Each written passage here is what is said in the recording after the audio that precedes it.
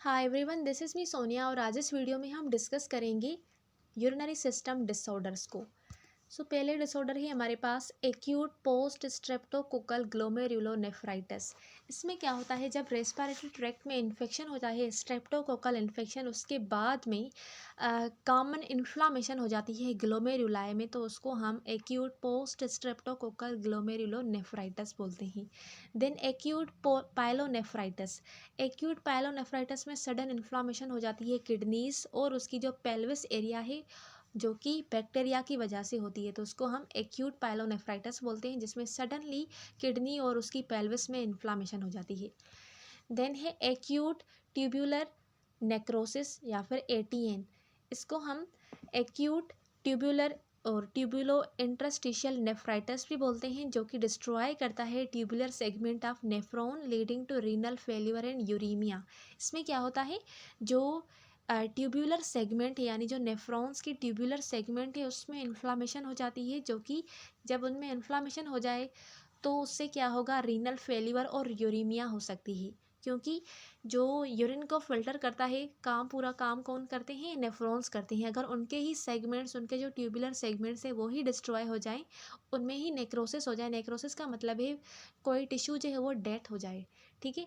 तो अगर नेफ्रॉन में डेथ हो जाएगी, नेक्रोसिस हो जाएगी, तो उसकी वजह से रीनल फेल्यूर होगा और यूरीमिया यानी यूरिन में ब्लड होगा।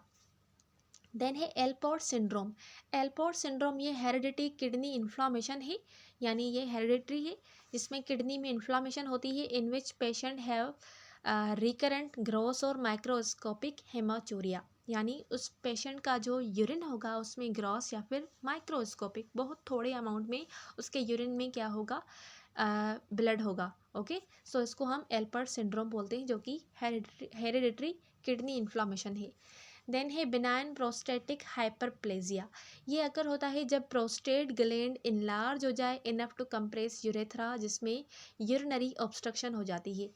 जो प्रोस्टेट ग्लैंड होती है मोस्टली मेल में ही प्रेजेंट होती है, ठीक है। प्रोस्टेट ग्लैंड अगर इनलार्ज हो जाए तो वो क्या करती है, कंप्रेस करती है यूरेथ्रा को। जब यूरेथ्रा को कंप्रेस करेगी तो यूरिन की जो फ्लो है वो ठीक से नहीं होगा और यूरिन ऑब्स्ट्रक्शन हो जाएगी, तो उसको हम बिनाइन प्रोस्टेटिक हाइपरप्लेजिया बोलते हैं, जब प्रोस्टेट ग्लैंड अपनी नॉर्मल लेवल से इंक्रीज हो जाए, अपनी जो साइज़ है उससे एबनॉर्मली इंक्रीज हो जाए।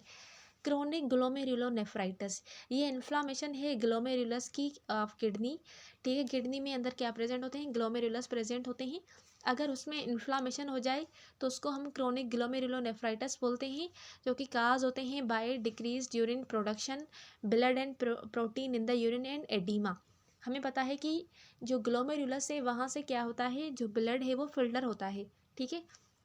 अगर उसमें ही इन्फ्लामेशन हो जाए तो जो यूरिन सिर्फ निकल कर आ रहा था पहले नॉर्मल कंडीशन में, अब वो कम अमाउंट में निकलेगा, उसके साथ साथ उसमें ब्लड भी लीक होगा, प्रोटीन्स भी लीक होंगे, प्लस में एडीमा भी होगी। एडीमा क्यों, क्योंकि वो जो बॉडी की सारी प्रोटीन्स थी अब वो यूरिन में लीक हो गई। जब वो यूरिन में लीक हो जाएंगी तो बॉडी में प्रोटीन्स नहीं बनेंगी, तो बॉडी का ऑस्मोटिक प्रेशर कौन रेगुलेट करेगा, तो उसकी वजह से जब बॉडी में प्रोटीन्स कम होगी तो बॉडी में एडीमा हो जाएगी। देन है chronic renal failure. Chronic renal failure typically slow और progressive loss of kidney function और ग्लोमेरुलर फिल्ट्रेशन को बोलते हैं। जब स्लोली और प्रोग्रेसिवली किडनी अपना काम करना जो है ना वो कम कर दे और जो ग्लोमेरुलर फिल्ट्रेशन है वो भी कम हो जाए अपनी नॉर्मल लेवल से, तो उसको हम क्रोनिक रीनल फेल्यूर बोलते हैं। देन है सिस्टाइटिस। सिस्टाइटिस में इन्फ्लामेशन हो जाती है ब्लैडर की यूजुअली, जो कि असेंडिंग इन्फेक्शन की वजह से काज होती है। असेंडिंग इन्फेक्शन यानी पहले नीचे से इन्फेक्शन होता है, ठीक है, फिर वो आगे की तरफ असेंड होता है यानी आगे की तरफ बढ़ता है और आगे जाकर ब्लैडर को इन्फ्लाम करता है, तो उसको हम सिस्टाइटिस बोलते हैं। देन है सिस्टोसील। सिस्टोसील में हर्निएशन होती है यूरिनरी ब्लैडर की थ्रू विजाइनल केनाल, यानी जो यूरिनरी ब्लैडर है वो हर्निएट होता है, बाहर निकल कर आता है विजाइनल केनाल से, तो उसको हम सिस्टोसील बोलते हैं। अब ये जो वर्ड है ये ग्रीक वर्ड है। सिस्टो का मतलब होता है सिस्टो, जो कि ग्रीक वर्ड से लिया हुआ है अ, किस काइस्टस, जिसका मतलब है ब्लेडर और पाउच, और सील का मतलब है सील, जो कि कैली से या फिर KELE केली ही होगा, इससे लिया हुआ है, तो इसका मतलब है हर्निया। तो सिस्टोसील में हर्निया होती है, यानी जो अपनी नॉर्मल पोजीशन है ब्लैडर की वो वहाँ से हटकर विजाइनल जो वाल है वहाँ से पास होता है, तो उसको हम सिस्टोसील बोलते हैं। देन है फेनकोनाय सिंड्रोम, ये किडनी डिसऑर्डर है जो कि प्रोड्यूस होता है malfunction of proximal renal tubule. जो प्रोक्सिमल रीनल ट्यूब्यूल है वो उसमें उनके फंक्शन में डिस्टर्बेंस हो जाए, वो ठीक से काम नहीं करे, तो उसकी वजह से ये अगर होता है, leading to elevated potassium level, elevated sodium glucose in the urine and eventually rickets and retard growth and development. क्योंकि हमें पता है जो प्रोक्सिमल रीनल ट्यूब्यूल्स होते हैं वो क्या करते हैं, वो ज़्यादा से ज़्यादा पोटेशियम, सोडियम, ग्लूकोज, कैल्शियम वगैरह इन सारों की जो लेवल्स हैं उनको कंट्रोल करके रखते हैं। ठीक है, अगर उसमें माल फंक्शन हो जाए, वो ठीक से काम नहीं करें, तो ये सारे के सारे पोटेशियम, सोडियम, ग्लूकोज ये सारे यूरिन में इंक्रीज़ हो जाएंगे। जब ये बॉडी से ज़्यादा बाहर निकलेंगे तो उससे रिकेट्स भी हो सकती हैं। रिकेट्स यानी जो कैल्शियम है वो बॉडी से ज़्यादा बाहर निकल गई है और ग्रोथ रिटार्ड भी हो सकती है। देन है हाइड्रोनेफ्रोसिस। हाइड्रोनेफ्रोसिस सिंपली डिस्टेंशन होती है किडनीज की by urine that caused by obstruction of ureter. Ureter में ऑब्स्ट्रक्शन हो जाती है जिसकी वजह से जो यूरिन है वो बॉडी से बाहर नहीं निकल पाता और वो किडनीज में ही जमा हो जाता है, वहाँ पर जमा होकर वो डिस्टेंशन काज करता है, तो उसको हम हाइड्रोनेफ्रोसिस बोलते हैं। ठीक है, जहाँ पर ज़्यादा यूरिन जो है वो अकुमुलेट हो जाता है because of obstruction in ureter. Then है हाइपोस्पाडियासिस। हाइपोस्पाडियासिस ये वो कंडीशन है जिसमें जो यूरेथ्रा की ओपनिंग है on the ventral surface of the पीनस, यानी उसकी जो ओपनिंग है वो वेंट्रल सरफेस पर होती है, पीनस की जो वेंट्रल सरफेस है वहाँ पर होती है।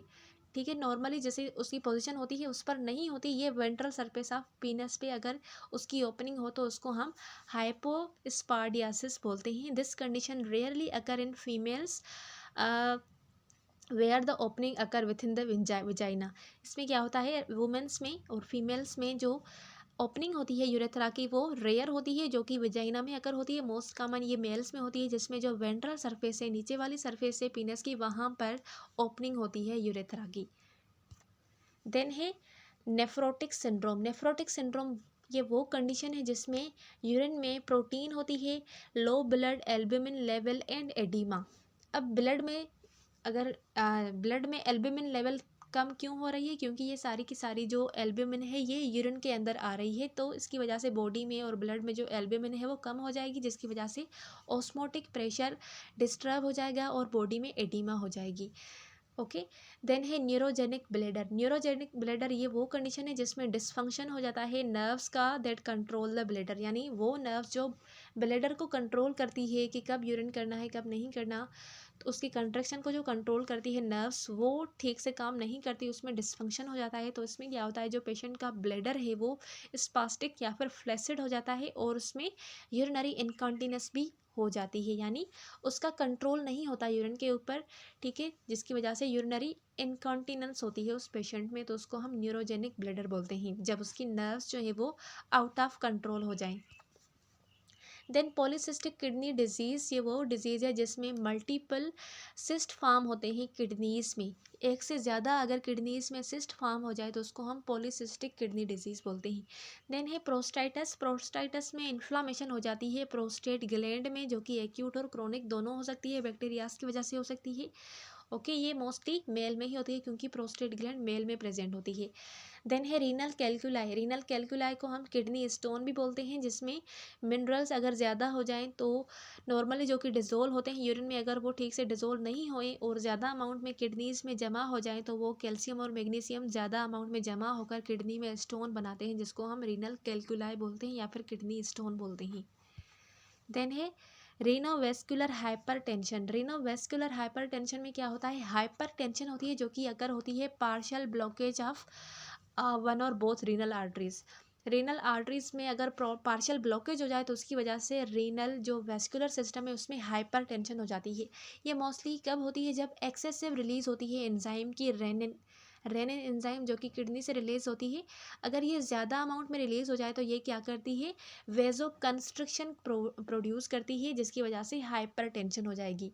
ओके, रीनल इन्फेक्शन में क्या होता है, थ्रोम्बस और एम्बोलस जो है वो जो रीनल की जो ब्लड वेसल्स हो उसमें आ जाता है, जिसकी वजह से ब्लड किडनीज़ की तरफ ठीक से नहीं पहुंच पाता और किडनीज़ में इस्कीमिया हो जाती है, यानी किडनीज़ में ब्लड इनफ अमाउंट में नहीं जा पा रहा, तो उसको हम रीनल इन्फेक्शन बोलते हैं। देन रीनल वीन थ्रोम्बोसिस, ये क्लोटिंग, इसमें क्या होता है, क्लोटिंग होती है रीनल वीन में, जो कि रिजल्ट होती है renal congestion, engorgement and possibly infection भी हो सकती है, यानी जो वीन से उसमें थ्रोम्बस की फॉर्मेशन हो जाए तो उसको हम रीनल वीन थ्रोम्बोसिस बोलते हैं। देन है यूरेट्रोस्टिनोसिस। यूरेट्रोस्टिनोसिस में यूरेट्रल में स्ट्रक्चर हो जाता है, वो नैरो हो जाता है। देन यूरेथ्राइटिस में यूरेथ्रा में इन्फ्लामेशन हो जाती है। देन है वेजिको यूरेट्रल रिफ्लक्स, ये वो कंडीशन है जिसमें जो यूरिन है वो फ्लो करता है from bladder back into the ureter and eventually into the renal pelvis और पेरेन्काइमा। इसमें बैक फ्लो होता है किसका, यूरिन का, जो कि जो यूरिन है वो फ्लो करता है किससे, ब्लैडर से, ब्लैडर के आगे वो यूरेटर में जाता है, यूरेटर के आगे वो वापस किडनीज, रीनल पेल्विस और उसकी पेरेन्काइमा में जाता है। तो इसमें बैकवर्ड और ऑपोजिट फ्लो होता है यूरिन का, तो इसको हम वेजिको यूरेट्रल रिफ्लक्स बोलते हैं। So this was the whole about urinary system disorder. I hope कि आपको आज की वीडियो क्लियर हुई होगी। मिलते हैं अगले वीडियो में, तब तक के लिए अल्लाह हाफिज़।